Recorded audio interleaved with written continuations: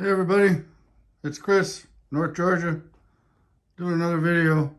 Didn't think I'd be doing a video this quick, but I'm having fun up here in the slot car room, so I thought I'd share it, which is my point in all these videos anyways. That and what I'm learning, because I've been doing it just 10 months now. So thankfully there's lots of people that came before me with lots of great videos. So everybody, you should be watching them. Pro Tinker Toys, Slot Valley Racing, Stockpile Hobbies, Scott's House of HO Racing, Mark's Slot Car Garage. Oh, there's so many more. I can't think of them all. That being said, last time I saw you, I told you I was going to do something with my track.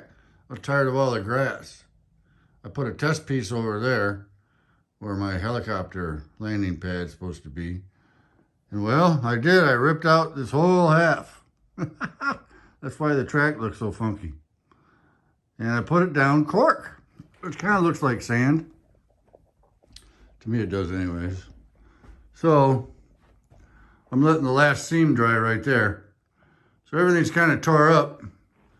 This road that was here on top of this fake road was where I had all my antique cars from the 60s, and the other cars are back on the back road. And, well, I got pieces of track everywhere. I took them out in chunks.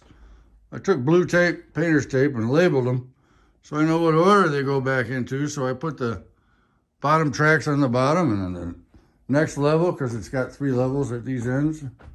There's another one down there. And I just got everything piled up all over the place. All the way down there on that table. So, that's that.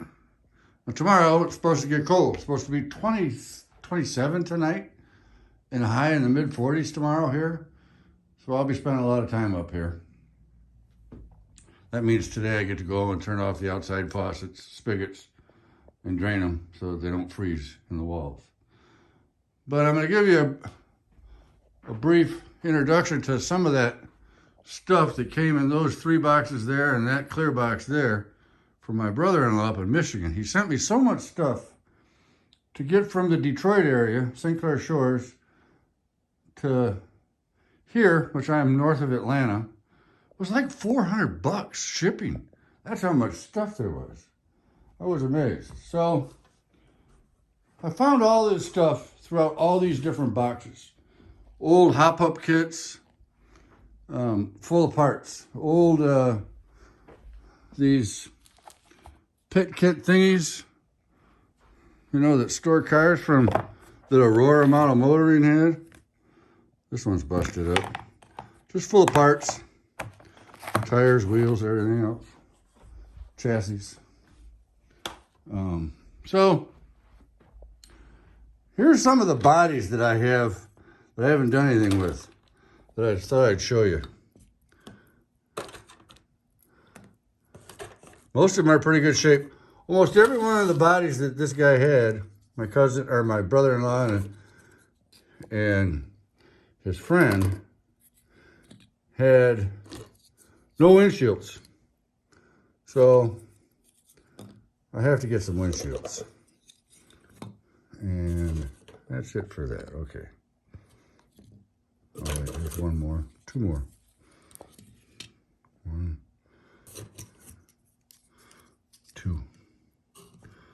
This one's in bad shape. It doesn't have a front post. But in watching Jeff Ryan's videos, he's got some great videos on rebuilding old original Aurora Thunderjet 500s. That's how I rebuilt the ones that I did do. Was learning from him. He's got some great videos. Let's see. And then there's this one. Look at the size of that slot car body. It's huge. I don't know what it came from. It doesn't have any real distinguishing marks for mounts, but it's just a monster. I need to get a chassis for that with slippery wheels and take it to Pro Tinker Toys race night, and then I can just run around the corners and smash everybody off the track. That's so big.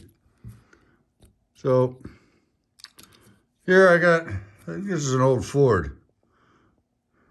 Yeah, that's an old Ford. That needs a lot of cleaning up. A couple more AMXs. Got a T-Bird here, another T-Bird. A couple of Ford GTs, 3. This Jag, oh, the window posts. This actually does have a window in it, but the window posts are broken. I think that's a Lola, I'm not sure. This is an old Lola. It's missing those pipes or whatever that come out of there. I don't know what this thing is. It's hilarious looking though. I'm probably gonna have to get it running just because it's funny looking. So those are the bodies I have left to do something with. I have this truck that was in here. I have no idea. No clue. There's no chassis. No clue as to what it was go to. But I'm keeping it. And then, along with that, when I took out all the parts that he sent, I'll show you what I wound up with. And I put them all into this thing I got, holding case. Look at all this. This is after I rebuilt like 14 cars.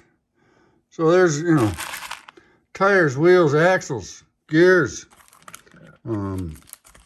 guide pins,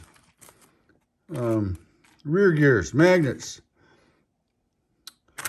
the chassis, top plates, armatures. This is all Tyco Pro stuff, armatures. I tested all the armatures in here, and they're all between 5.5 and 7 ohms. So nothing really hopped up. Tyco 440 tires don't belong in there. That's an Auto World. So with all this stuff, that's how I was able to build up those chassis that went under those cars I showed you in the last video. It's been fun. This has been a great source of fun for me to be able to do that. So here's the cork I used. Comes in a roll like that. So it's kind of easy to handle.